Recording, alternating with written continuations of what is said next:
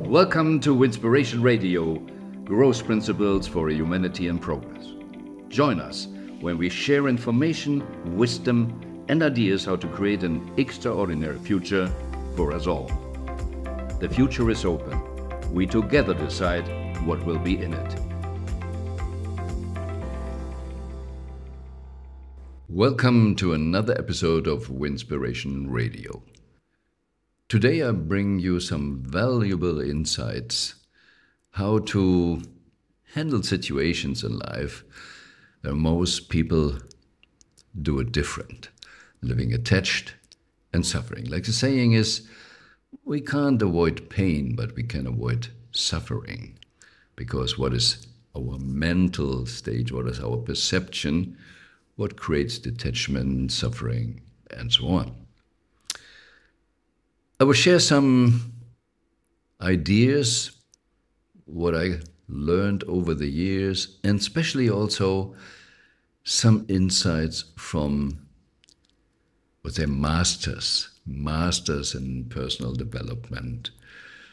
And one, a lot of people know, I was befriended with Bob Proctor. Most people know him from The Secret, the film The Secret, also the book, where he was a kind of main teacher. And afterwards he built a huge personal development company working around the globe. One seminar had live stream in 190 countries. So I spent a lot of time with him, sharing ideas, discussing back and forth what is truth, how things are working, what most people do wrong, what I did wrong. For example, one was really a tough lesson. I grew up, like I shared in another episode before, kind of psychological drama, pain. So even if I grew up, I had a tendency to stick or even be stuck partly in those energies. And one day I wanted to share something with him when he asked me how I feel, and I was a kind of weenie-whiny state, and he, "Stop! I don't want to hear your drama. You enjoy it." Oops, I said, no, I don't enjoy it, but I was giving energy on it. I was focusing on it. And somehow we do. When we focus on the drama, and we know it from a lot of areas, it's drama, it's an energy field. Eckhart Tolle calls it, or also the pain body. It's like a morphogenetic field, and it only lives with energy and focus on it. Because we can, if we sit down and calm down and then say, okay, let's go to a moment of pain and suffering, we can do that and we can feel it again. We can go, on the other hand, at the moment, it was the best vacation, where I was really, really happy, where I felt strong, connected. We're using those techniques for the connection, also for the purpose finding, because in the moments you're mostly closer to your true essence.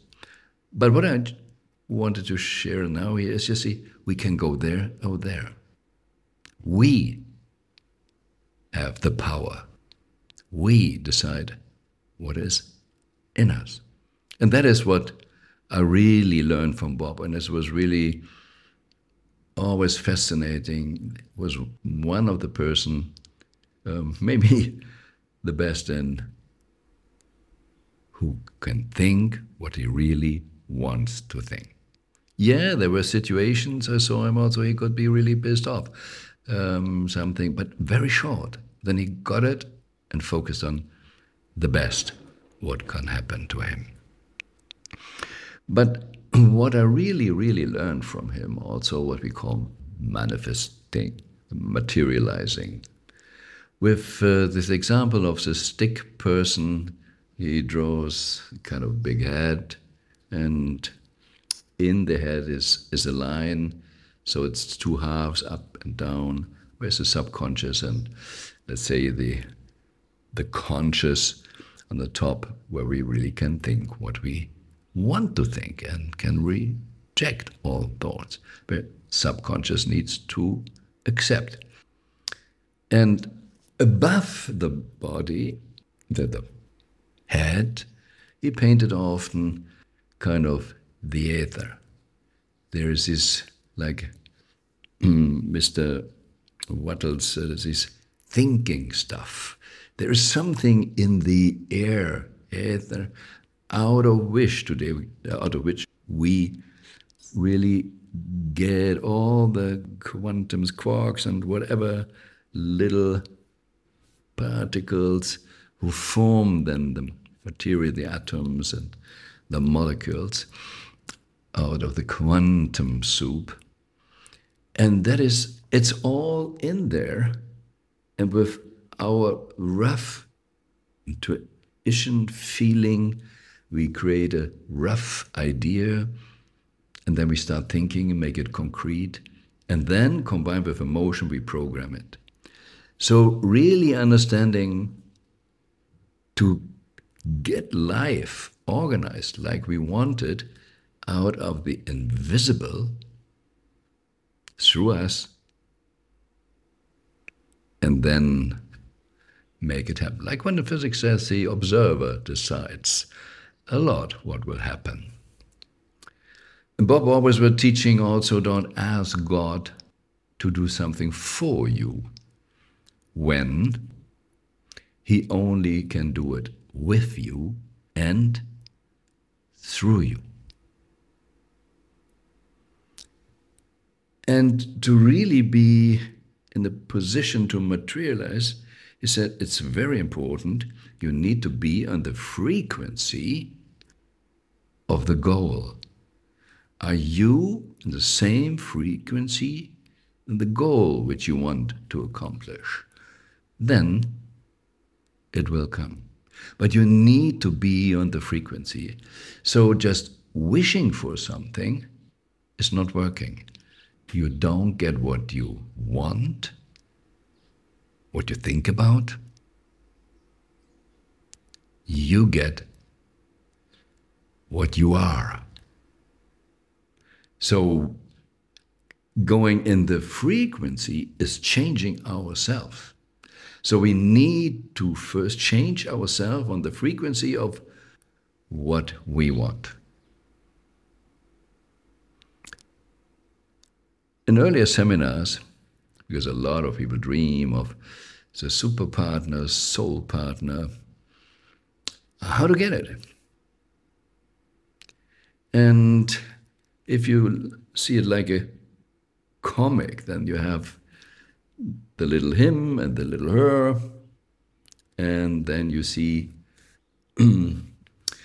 kind of thinking bubble, and in the thinking bubble, he has a princess or she has a prince. And they dream of it. But it never turns out that they meet this dream person. And if you just see it like this comic figure, here is someone on one frequency level thinking, and in the bubble is someone else what they dream of. But if they're not going on this frequency level where the dream person is, they never can meet the dream person. So you need to become first, you need to go first on this frequency level, and then it's relatively easy to meet your soul partner. And one more is really important. It's not about only wanting something, having an idea of what you want. Maybe even more important is, are you really ready to receive? Why?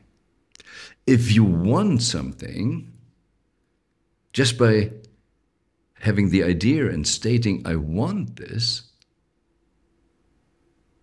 you're telling yourself, your subconscious, I don't have it. So that is so risky to create the gap. The gap. And if you think I want something and you see and feel the gap, you're manifesting the gap. And maybe you then never get it. And the other part with ready to receive is, if you have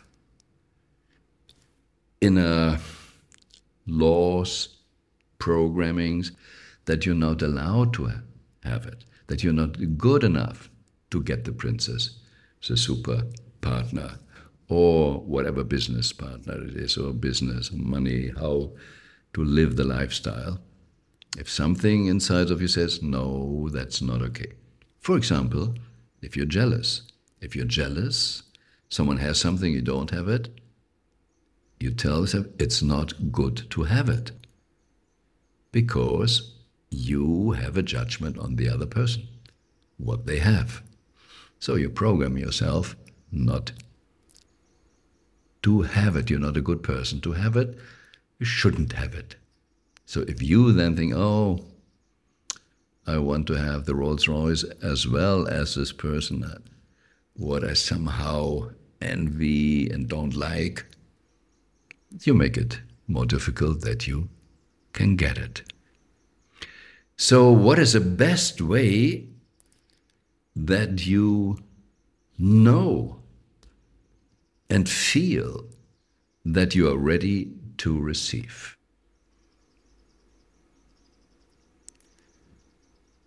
Let's say it in a little different way. If you received something and you have it, then you know you have it. You received it already. So, and if you understand how the universe works, and modern physics tells you it all the time when we are talking about the here and now, and that there is no really past or future. Maybe time is an illusion, it's only on a level, but for the materializing, there is no time.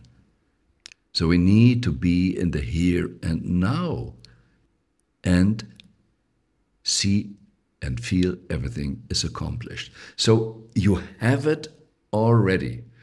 Now, like you often heard, you need to see yourself with and act like that. No, it's done already. That's why Bob always said, if you make a goal card or whatever, start with, I am so happy and grateful now, that is. So there is the present, it is already. So there is not really being ready to receive, because you don't receive anymore because you have it already. If you go in this energy and mindset, and then I'm grateful and happy. Joy, like Christmas present, you open it up and joy, so much joy and grateful. You have the joy and you're grateful because you got it already. And this makes sure that you are in the frequency with the goal, what you want. That's why Bob always said also, most people do prayer wrong. They pray, God, can you do something for me? I said already, it's not working because he can only do with and through you. But here again, if you want someone else to do it for you, organize something for you, give you something, you're always saying yourself, I don't have it. Or I can't do it myself. But if you are happy and grateful that it is already, that you received already, then there is no gap. And then you can be on the frequency with whatever you want. So that's so powerful what I learned from Bob, and being grateful was one of his key things what I learned from him. Doesn't matter what it was, everything in life, people, everything, and he had his gratitude list every day, being grateful for something. Because if you're all the time grateful, you can't be in a blaming and judging mood. And you always feel better. And you're always on the best frequency, which has the best chance to attract and materialize. So, understand, out of the blue, out of nothing, we create the material stuff. Out of an acorn comes a big tree. Out of a little human egg with a sperm comes a whole new being. It's all coming out of nothing, really. So be in the right frequency and be clear what you really want. Have the motions and energy and frequency on what you want. It changed my life. Another teacher I met was Chopra. My main lesson from him was, I was in Santiago and we had a meeting in his house. So I had a taxi, it was before Uber, taxi driving to his house, and it was a huge villa. And I was not only surprised, a little bit, is this okay? He's a spiritual guy. Why he has such a material luxury villa? So I shared my thought with him, how can you live this luxury lifestyle when you're teaching the spiritual world?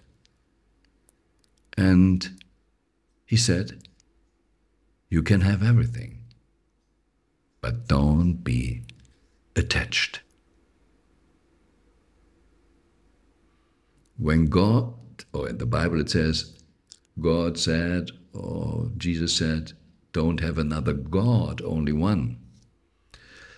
It was not really the idea, okay, this is not allowed to have another God, but the main thing is, let's say today, if you only have this spiritual God, you can't make money, material stuff, at the main God. But we're living in a world, people are going for money and working their ass off for material stuff and forget the others. And that's why I was first a little bit pissed off also when I saw Deepak living in such a wonderful villa, but I got it instantly. Yeah. We are spiritual beings and should make a material experience here. And whatever we want to experience is okay if our intention is okay and if we are not attached. Because if we are attached, we lose ourselves. We start to identify us with the material stuff. And then it can be really end bad for us because we are limiting us so much. Our identity is always different than the identification. And if you have your true identity, you can have whatever fits to your true self. And it can be living in huge luxury. It can be a Rolls Royce. It can be even a private plane, whatever it is. But don't be attached. I learned the lesson and wrote a book, Better the whole world against me than my soul. And in this book, I have chapters exactly about this topic. You can have it all, but don't be attached. Enjoy the Harley, the Bentley, but enjoy it because you want to enjoy it. And you enjoy it even if nobody sees you on the Harley or in the Bentley. Because you just enjoy. You don't need outside recognition. Better the whole world against me than my soul. This is a sentence I got from Dr. John DeMartini, one of my mentors. I worked with, I organized also seminars for him. And it's really some very valuable lessons I learned from him. When I attended first the collapse process, the breakthrough seminar, the breakthrough collapse process, I really understood that we are living on this level of this material level we are living here. We're living in the polarity. We're living on the level of duality. And where hot must be cold. Where light must be dark. There always is the opposite. But when we are stuck and blaming other people, or just feel stuck, it's a one polarity way of living. You ignore that at the same moment, the other polarity is there as well. And it's sometimes tough to turn your head and look to the good if you feel what just happening is really bad. Besides, do you really know? Because in a lot of bad situations I had in my life, looking weeks or years later, I was, oh, it was a gift that it happened. One of my mentors, Alan Weiss, $1 million consultant in America, he was fired. And that was his gift to become a very successful, self-employed, independent consultant. Making a lot of more money, more reputation, had a totally different life. But the moment he was fired, didn't feel so good. So really understanding whatever happens, there is also the other side. At least can say the coin has always two sides. To really get that in life. So then you live a balanced life, because you only can be balanced if you somehow more in the middle of both polarities. Let's make a short break. Understanding the polarity, DeMartini shared really tough situation, but something really bad happened to people. And they were like traumatic, focusing on the bad stuff. And he asked him, so what was good with it? What was good with it? And they refused to see it. But after a while, when he insisted and worked with them, they saw benefits, because on this level of equilibrium, on duality level, there must be the same amount of good than bad, always the same. And when they found it, and suddenly not focusing on one polarity, and they saw the other part, it collapsed. Because you can't really focus on one thing only. It collapsed, and then it's a big relief. It comes peace, humbleness, and it's a very powerful state because your power is not, your energy is not blocked, attached to one polarity.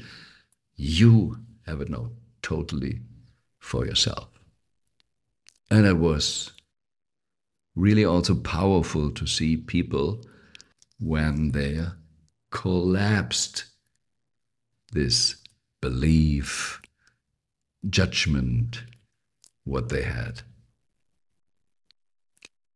And it's not only on the bad side, it's on the positive side. You know, if you're totally in love, you only see the good part. And later you find out maybe that's not everything. It's just the pink glasses or pink world. There can be also something what is not really the optimum. You get always both. It's a question to balance it out and to live it. You have good parts and you have bad parts, not just one. And if you do investments, well, maybe the salesperson says, oh, it's risk-free and it's everything. Nothing is risk-free. Nothing. So if you're not attached to a polarity and if you're not in the greedy mood, then you can check investments out. And then you can learn how to handle and then look, yeah, what is maybe really coming in the future? Where is more risk at the moment or less? And then can be a good investor and balancing the risk out. But it's only possible if you dare to see both polarities. And that was the big gift I learned from De Martini. But one thing also with this polarity is also if something bad happened, like we say, must be something good. And there's always an equilibrium. And there's also a lot of people suffer when someone dies and they cry and so on. And De Martini had a different opinion about it because he said, why are people crying? Because they think they lose something. But you never lose something. On the polarity of you can't lose because it must be done somewhere else. Energy is just changing form, but not getting lost. It's always the same amount of energy.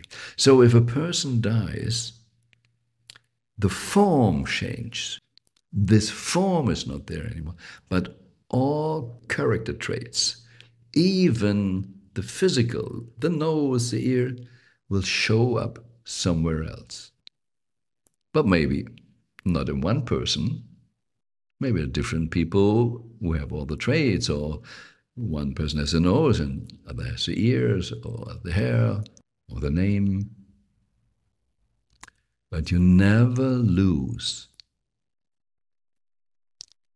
The stress comes from our belief system, from our attachment that it should be everything in this form. So if we get that, we are spiritual people. We are here to make a choice what kind of experience we want to make. And if we did somehow the experience and something ends, like a relationship, and be aware, even marriage or whatever, when you have a relationship, the moment you start the relationship, you decided already that the relationship will end. Maybe not always like we said, oh, until death will divide us. No, that doesn't matter. It can be a divorce, and it can be that really one person dies. But when you start a relationship, the moment you start, you know already it will end. It's never endless. You can maybe be not aware, not think about it. But it's good to think about it, because if you get consciously in a relationship and know this will end, you have the choice to really make the best out of it. Those that think it will be endless and never think about it easily take things for granted and not having the focus to make the best out of it. So people also who don't dare to accept or think about that there comes a day when they will die, and that they have a special time, and they don't know exactly how much time they have for the physical experience,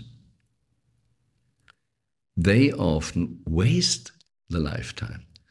Those who are really conscious about it, and you can read or heard about people with near-death experience, that they afterwards really see the life different as a gift. Because it's really a gift. Even when we say we're 8 billion people here on planet Earth, well, look at the universe. 8 billion people is a small number and a short time to live. So use it. Be conscious enough.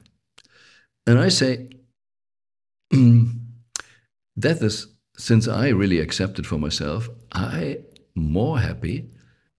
I value my life, my time better, more focus on what I really want, what I think is good for me.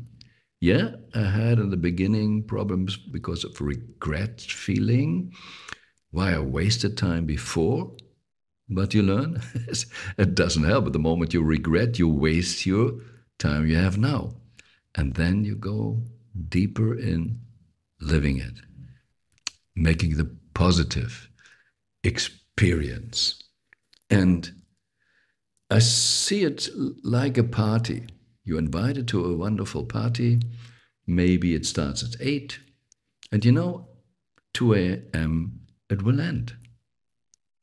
So now you can decide, this is the amount of time I have at this party. This is the amount of time I have going in a concert. This is the amount of time I have with my friend. This is the amount of time maybe I have with my soul partner, the marriage or whatever. And then be inspired and play really to win the best relationship, the best time.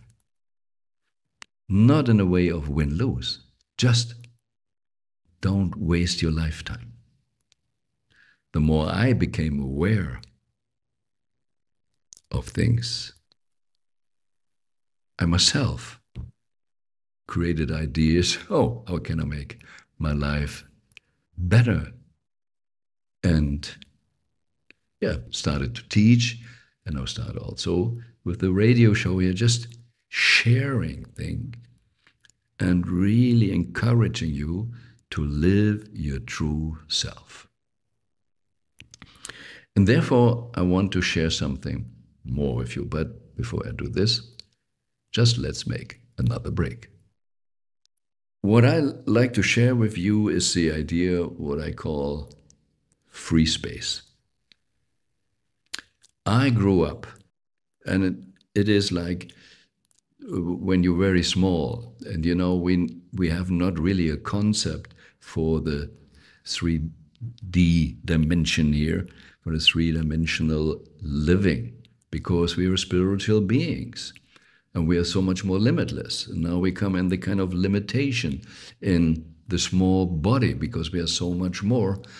And how do we live here? And then we get a brain, and the brain is there to really help us to forget partly and to limit our impulses from the outside. So, and then we have people around us who train us how to see the world. We ask something and they say, this is like this. And then they want us to behave like they want it. And I experience, and my experience later is also that a lot of people have this experience. And my parents try to manipulate me. Oh, they worked with fear. If you're not doing this, then you. So I learned to focus and be aware of what is on the outside and react. More drama for my parents, reaction. Order, reaction. Like also what should the neighbor think about you and so on. So if someone then later said something, maybe you experience in life also, if it's a boss, if it's a customer and they say something, I don't like that and this, or the price is too high or whatever, oh, it can hurt. Because we get the feeling we are not okay.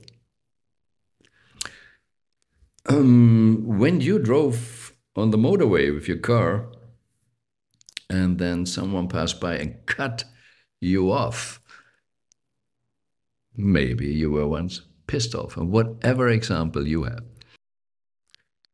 I experience this, and then I go on the horn with lights and try to start a race behind him, and or show him the finger in my old life. But what happened? Someone did something, and immediately I changed my life. Being pissed off, having bad energy, needed to race or whatever, because something happened on the outside. I decided to change my inside and react. And when I got the idea of reacting, that I'm reacting, and a lot of times I don't want to react. And sometimes I was reacting too fast.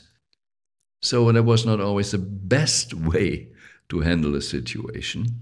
So that maybe I should have more time to think. And here comes the concept of free space. We all have a free space inside of us. We are free. Like thoughts are free. We can decide what we think. We are not our emotion. We can handle emotions if we want. We don't need to just feel the pressure and react. If you take a piece of paper and then make just some lines that you have 3 spaces, and nobody told this in a childhood, because my parents even didn't want to, that I have my free space. They wanted to react immediately when they wanted something. So if the first column, I usually use it on the left side, is impact. Something on the outside is happening. And the third one, we jump over the middle, there is a reaction. Because the middle space, we don't know, we don't experience it enough, but it is there. We have a middle space. So the logic is, there is the impact first, and then it's a free space. And there you should live. This is the room of the true self. This is where the soul is, whatever you like to say. This is. Everything is on the outside. So the impact is on the outside. You could say, interesting.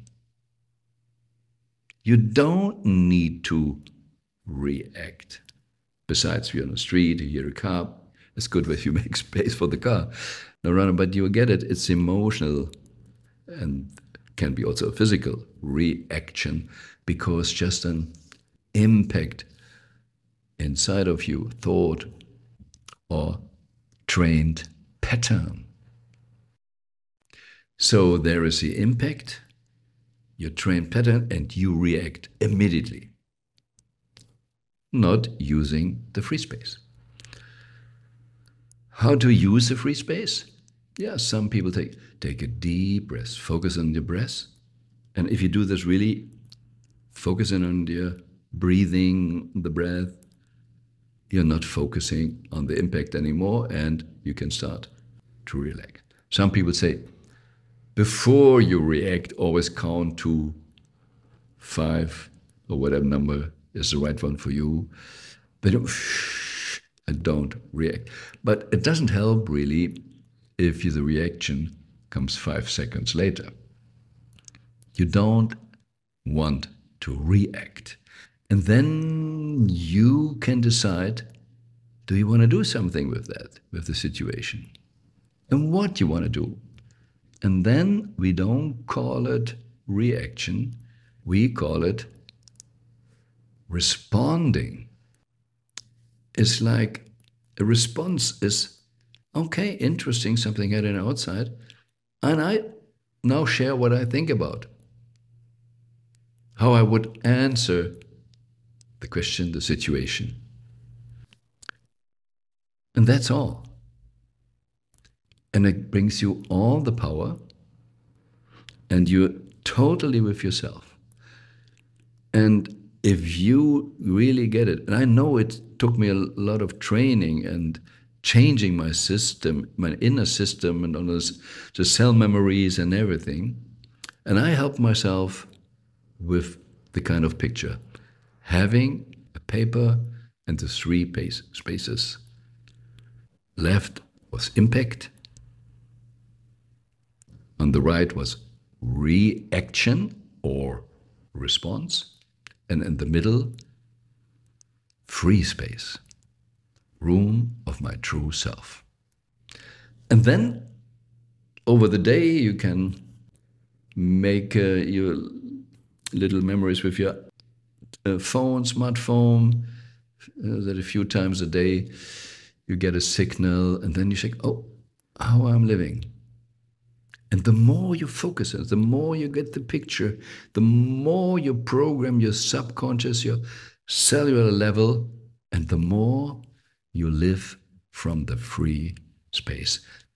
And more with artificial intelligence, what is coming, the future for humanity is so much more on a different level, and just business-wise also on more creativity. And the real creativity comes if you use your free space. There you can live your purpose. So I hope you got some valuable insights, and pick one and implement it next week. And one day you're only living from the inside out, in flow, your purpose, and alive with real fulfillment. Be inspired and know the best is yet to come.